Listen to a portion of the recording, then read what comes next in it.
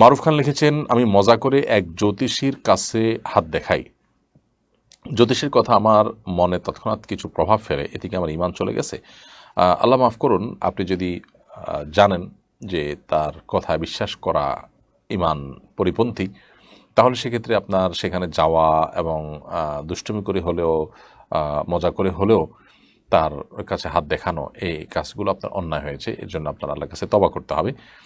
এবং আপনি যদি তার কথায় বিশ্বাস করেন এবং তার কথার উপর আস্থা রাখেন, তাহলে সেক্ষেত্রে ঈমান চলে যাওয়ার মতো কাজ হয়েছে। আল্লাহ মাফ করুক। আপনার তওবা করলে ইনশাআল্লাহ আল্লাহ তাআলা মাফ করবেন আপনাকে।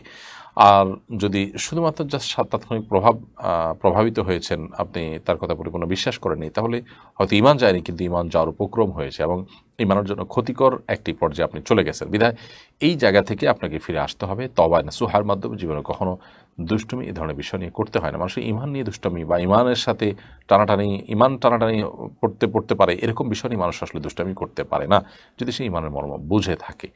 আল্লাহর কাছে পরিপূর্ণভাবে ইস্তেগফার করা উচিত খাঁটি অন্তরে। এমডি বাবলু